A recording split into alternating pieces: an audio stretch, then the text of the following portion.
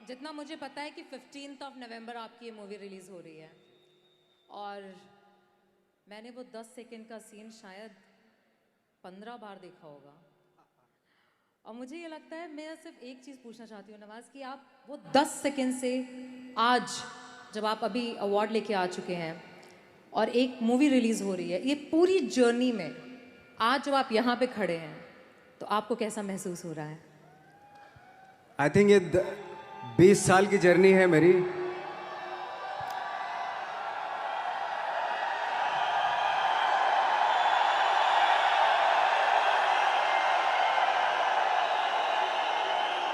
ऐसे जब 20 साल पहले मैं खड़ा हुआ था ऐसे किसी ऑफिस में जाके, तो मुझसे पूछा गया था कि क्या है, किसी डायरेक्टर के असिस्टेंट ने पूछा था क्या है।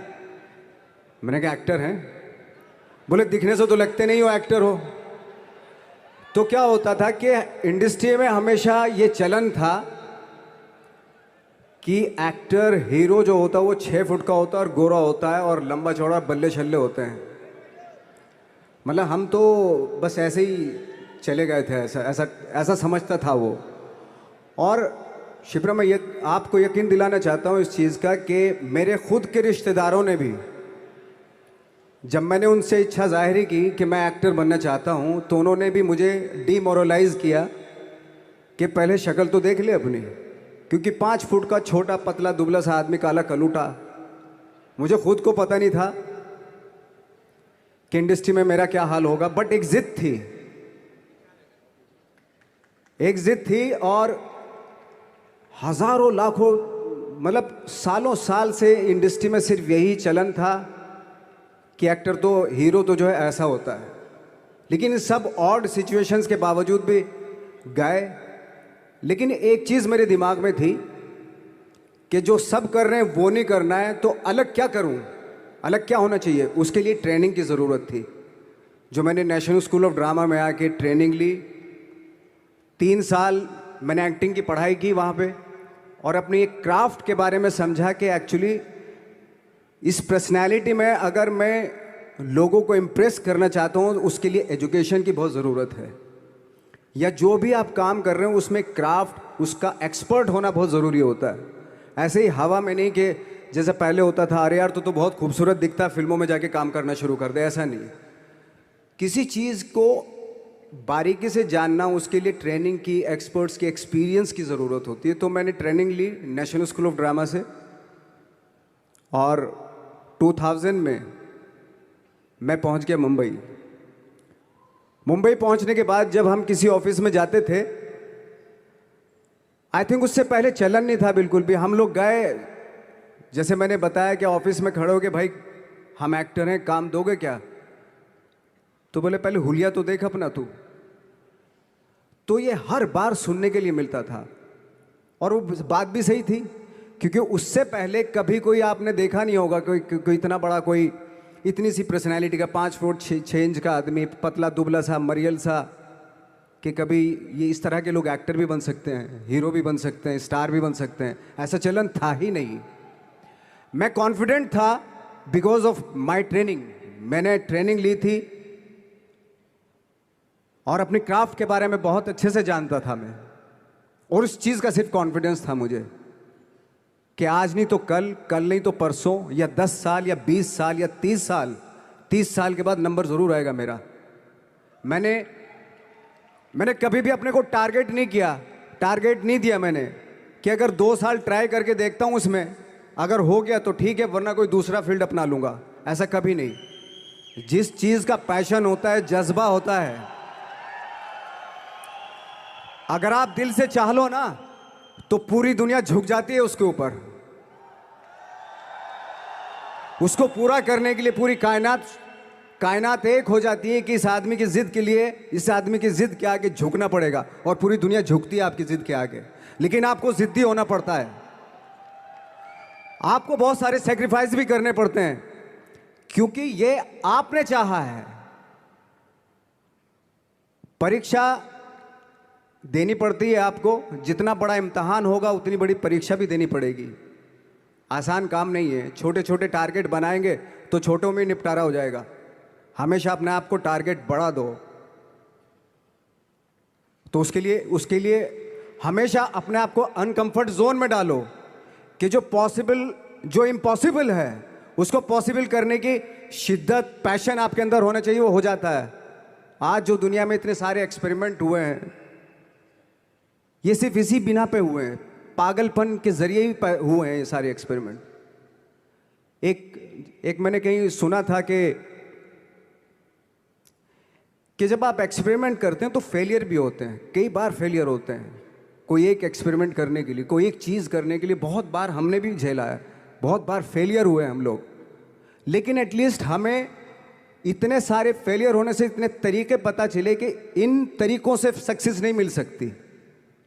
फॉर एग्जाम्पल, एडिसन ने जब बल्ब का आविष्कार किया तो 100 बार एक्सपेरिमेंट किए अपनी ज़िंदगी में। 100 बार एक्सपेरिमेंट करने के बाद जब उसको पता चला कि अरे फॉर्मूला तो ये था बल्ब बनाने का, तो एटलीस्ट उसके साथ साथ उसको ये भी पता चला कि 100 जो तरीके हैं, 100 तरीकों से बल्ब नहीं बनता, ये भी पता चला उन फेलियर्स में उसको।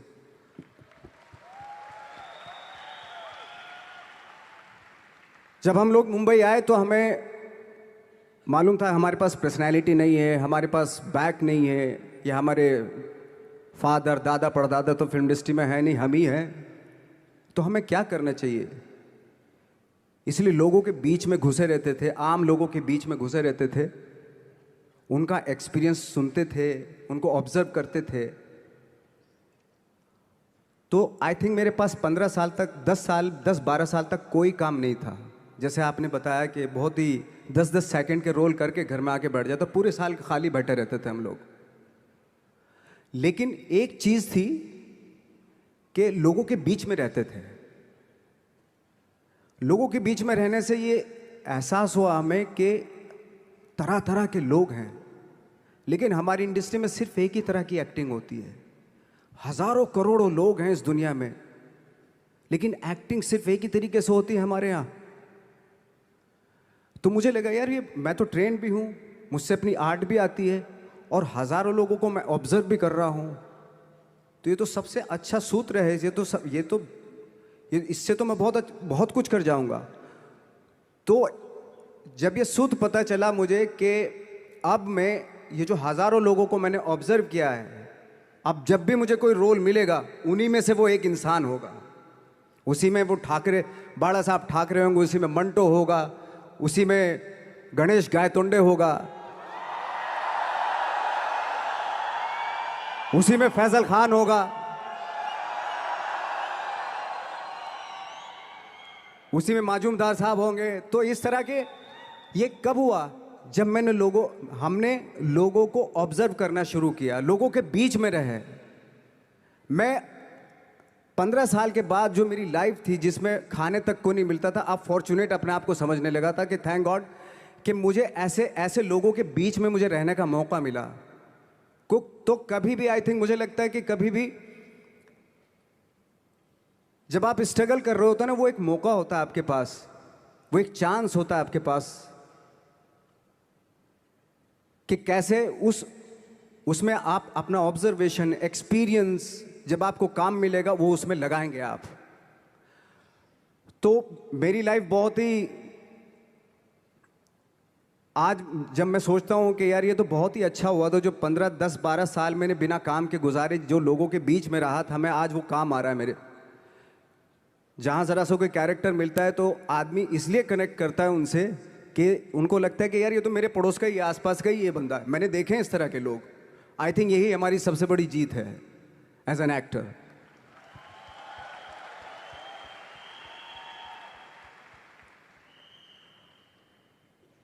ऑफ कोर्स स्ट्रगल में बहुत सारी चीज़ें सेक्रीफाइस करनी पड़ती हैं, क्योंकि खुजली आपको हुई है, आप ही को मिटानी पड़ेगी। यू नो, आप जो आप हैं वो आपने बनना चाहा था, और अगर डिसअपॉइंटमेंट आ रहे हैं तो आप तो कंप्लेन भी नहीं कर सकते, क्योंकि आप ही ने चाहा था ये बनना।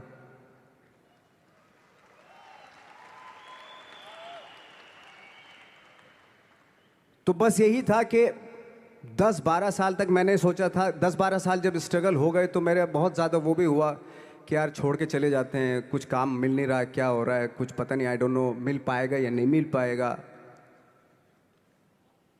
फिर ये होता था कि नहीं, मेरी मदर जो है ना एक लेटर लिखती थी मुझे हमेशा। तब मोबाइल वोबाइल नहीं आए थे, पेजर आए थे, तो पेजर यहाँ पे लगा के चलते थे हम लोग।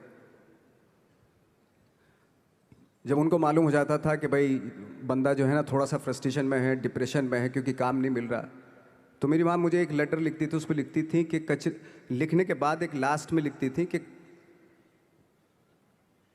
12 साल में कचरे के दिन भी बदलते हैं, तू तो इंसान है, तेरा दिन भी बदलेगा। तो उन सब चीज़ों को देख के कोई एक शेर, कोई एक कोटेशन, कोई इस तरह की जो मोटिवेट करती है, जो लाइंस आपको, उनका रहना, उन पे बिलीव करना बहुत ज़रूरी होता है, क्योंकि वही चीज़ आपको मोटिवेट करती हैं आगे बढ़ाने के लिए। और जब ख़राब वक्त होता है आपको, वो लाइंस, वो पोएम्स, वो सारी चीज़ें आपको संबल देती हैं, मजबूती देती हैं, ताकत देती हैं। और मैं जिस गांव से आया था, डिस्ट्रिक्ट मुजफ्फरनगर के एक छोटा सा गांव था बुढ़ाना। जब हमने शुरुआत की थी वहाँ पे, जब मैं था वहाँ पे लाइट भी नहीं थी। 1 घंटे के लिए रात में कभी आ गई, या 1 महीने के बाद हल्का सा मुंह दिखा के चली गई। इस तरह की लाइट इस तरह होती थी। वही लैंप में पढ़ना स्टार्ट किया, लैंप। तो छोटे से गांव से आने के बावजूद फिर दिल्ली मतलब छोटा सा, उससे बड़ा शहर भी हमें ऐसा लगता था पता नहीं क्या है, मतलब डर लगता था। मैं जब मुंबई में आया था तो मैं 15 दिन तो घर से बाहर ही नहीं निकला था, क्योंकि इतनी स्पीड देख रहा था मैं कि इतनी स्पीड में तो हम चल ही नहीं पाएंगे, इस शहर के साथ शायद हम कनेक्ट नहीं कर पाएंगे बिल्कुल भी। तो इस तरह के डर थे। लेकिन ऐसी जगह पे आ गए थे कि अब जाना भी मुश्किल था। तो मतलब वापस नहीं जा सकते थे, वापस इसलिए नहीं जा सकते थे कि बहुत सारे डर थे। वापस अगर चले गए तो थिएटर के जो मेरे दोस्त थे वो बोलते, क्यों भाई वापस आ गए तुम भी, जैसे बहुत सारे लोग वापस आ रहे थे तुम भी वापस आ गए, चलो लग जाओ ठीक है। गांव में इसलिए नहीं जाता था अपने कि जो पहले ही बोलते थे वो लोग कि शक्ल तो देख ले, फिर हार के उनके सामने चला गया तो क्या बोलेंगे वो तो वही बोलेंगे कि हमने तो पहले ही मना किया था कि मत जाओ, क्या सूरज शक्ल थोड़ा ही थी तुम्हारी स्टार बनने की, एक्टर बनने की। तो ये बहुत सारे डर थे जिसकी वजह से मैं अपने ना तो गांव जाता था, ना जहाँ से ट्रेनिंग ली थी दिल्ली से, ना वहाँ जाता था। मैंने जो भी है मरना जीना मुंबई में ही होगा। रही बात सक्सेस की, सक्सेस अगर 30 साल बाद भी मिलेगी उसके लिए भी मतलब तैयार रहना चाहिए। सक्सेस की कोई डेट नहीं होती, कोई तारीख नहीं होती, कोई टारगेट नहीं होता कि इतने ही दिनों में मिल जाएगी। इंसान का काम होता है, आई थिंक मुझे लगता है कि मेरे हिसाब से मुझे लगता है कि लाइफ ना हमेशा अपने आप को लाइफ में पुश करते रहो, और पैशन के साथ जिस भी आप काम में हो, जो भी आप काम कर रहे हैं उसमें पैशन के साथ लगे रहना बहुत ज़रूरी होता है। क्योंकि पैशन से क्या होता है, जिस भी आप फील्ड में होते हैं उसकी डिटेलिंग्स मिलनी शुरू होती है। जैसे जब आप समंदर में देखते हैं, समंदर की जब गोता मारते हैं, नीचे जाते हैं तो आपको एक धीरे धीरे बहुत कुछ दिखाई देना शुरू। ऐसी आपका भी फील्ड है, कोई भी हर फील्ड ऐसा ही होता है, उसमें असीम संभावनाएं होती हैं, इतनी पॉसिबिलिटीज होती हैं कि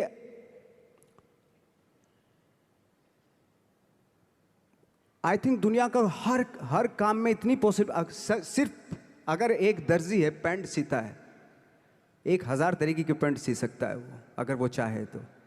अगर उसने नहीं चाहा तो वो जो ट्रेंड चला रहा है वही सीता जाएगा। लेकिन अगर उसने चाह लिया कि मैं ऐसा कुछ करता हूँ, तो 1000 तरीके की पैंट उसी में 1000 तरीके की सी देगा वो पैंट। ऐसे हर फील्ड में पॉसिबिलिटीज़ बहुत होती हैं, और एक परफेक्शन होता है। फॉर एग्जाम्पल जैसे हम लोगों ने ट्रेनिंग इसलिए ली कि परफेक्शन आ जाए अपने काम में। जैसे एक मैंने एग्जाम्पल सुना था कि ये छोटी छोटी चीज़ें जो मैं बता रहा हूँ, ये चूँकि मैंने बचपन में सुनी थी, उन्हीं को अपनी लाइफ बना के आगे बढ़ा तो आज यहाँ पे हूँ। इसलिए वो छोटी छोटी चीज़ें बहुत काम आती हैं, उनको सुनना बहुत ज़रूरी होता है इंसान के लिए। बताते हैं कि एक बहुत बड़े पता नहीं ये सच है झूठ है, मुझे नहीं इतना ज़्यादा नहीं मालूम, बट कोई बहुत बड़े इंसान हुए लेकिन वो पहले मोची थे, जूता सीते थे। लेकिन जूता जहाँ से सीते थे ना वहाँ से कभी फटता नहीं था वो, भले दूसरी जगह से फट जाए लेकिन वहाँ से नहीं फटता था, क्योंकि उसका पैशन था जूता सीना। काम भले ही वो है वो, लेकिन उस काम में भी उनका उनका पैशन है। तो इसी वजह से वो इतने पॉपुलर होते चले गए कि यार जूता फट गया लेकिन सिलवाना वहीं जाके है, क्योंकि वहाँ अगर उन्होंने सी दिया वहाँ पे ज़िंदगी भर वहाँ से जूता नहीं फटेगा।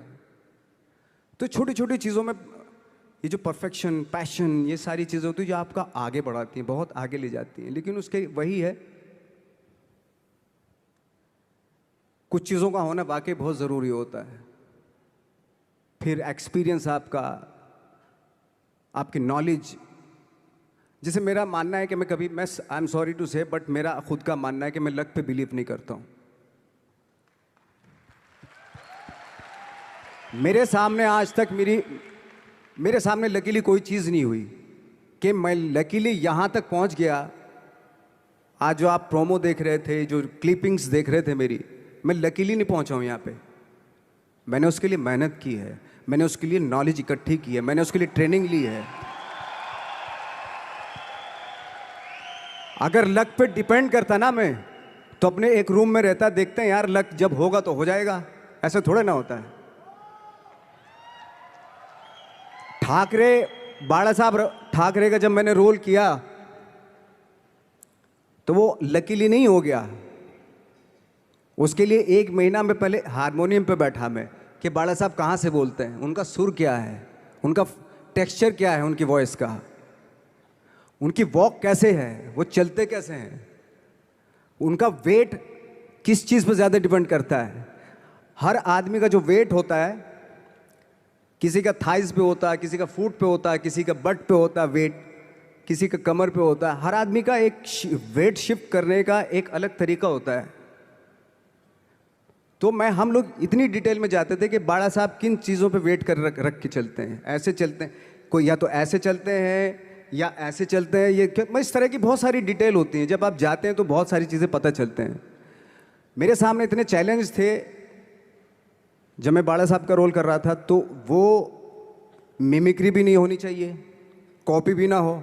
जैसे अमूमन अक्सर होता है जब हमारे यहाँ बायोग्राफी की जाती है तो हम कॉपी कर देते हैं उसकी। कॉपी करना मतलब अगर हम किसी की कॉपी कर रहे हैं या मिमिक्री कर रहे हैं तो वो वीकनेस समझी जाती है कि आप वीक एक्टर हो।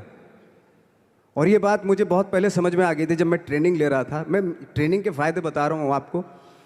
जब मैं ट्रेनिंग ले रहा था ये हमें तभी समझ में आ गया था।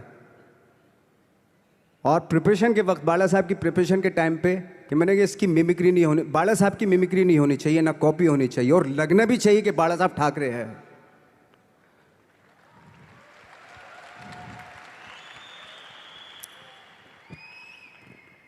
क्योंकि चैलेंज ये था कि हज़ारों लाखों वीडियोस हैं बाला साहब ठाकरे के, हर आदमी ने देखे हुए हैं, सब ने देखे कि बाला साहब कैसे बोलते हैं, कैसे हाथ को ऐसे ले जाते हैं।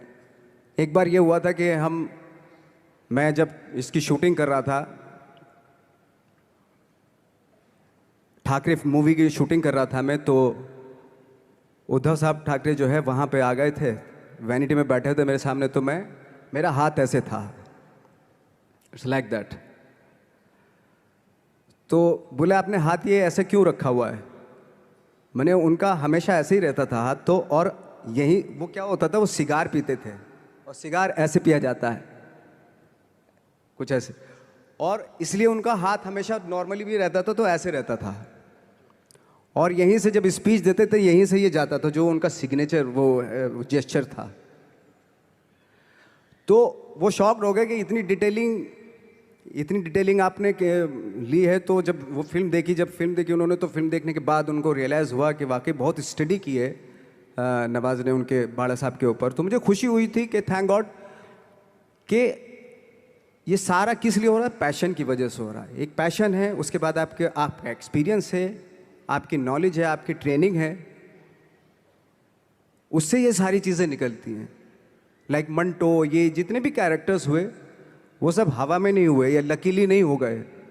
उनके लिए बाकायदा बहुत छोटी छोटी मेहनत की, छोटी छोटी डिटेल इकट्ठी की गई, स्कोर बनाया उसका, उन डिटेल्स का, तब जाके वो कैरेक्टर जो आप देखते हैं वो एक अलग इंसान दिखता है वो। मैंने कभी भी हीरोइज्म या इन सब चीज़ों पे बिलीव नहीं किया। जब आज मुझे बोलते हैं कि तुम तो स्टार हो, मैं सच आज भी मुझे यकीन नहीं होता कि मैं स्टार हूँ। मुझे लगता है कि मैं एक्टर ही हूँ और मैं आज भी ढूंढने की कोशिश कर रहा हूँ, नई नई डिटेल्स ढूंढने की कोशिश कर रहा हूँ कैरेक्टर्स की। स्टार्स का क्या होता है कि जब स्टार होता है एक जैसा होता है और 30-40 साल तक एक जैसा करता चला जाता है वो। मुझे वो नहीं बनना। अगर मैं ये करूं तो शायद दूसरे दिन ही बोर हो जाऊंगा मैं। मुझे हर रोज नए कैरेक्टर ढूंढने हैं।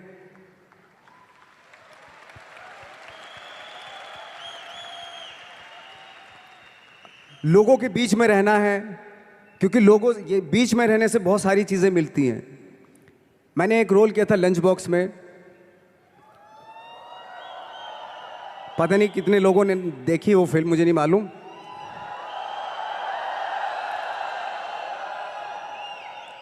उसका कोइंसिडेंट ऐसा हुआ कि मेरा जो दोस्त था, जो मेरे रूम पार्टनर स्ट्रगल के टाइम पे मेरे साथ रहता था,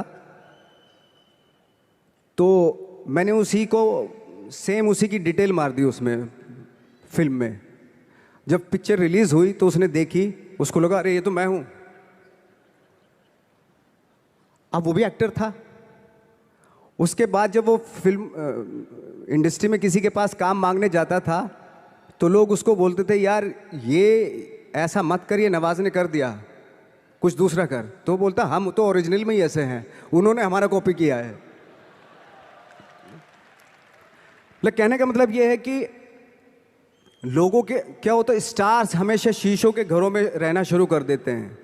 उनको बैंड्रा में, उनको मतलब किसी ऐसी जगह पे रहते हुए ये नहीं मालूम कि दूसरी जगह क्या है। अगर आप चाहते हैं रोज हर फिल्म में एक नई पर्सनैलिटी क्रिएट करें तो लोगों के बीच में रहना पड़ेगा आपको। भले थोड़ी परेशानियां होती हैं बट रहना पड़ेगा उनके बीच में। मेरा तो ऐसा मानना है।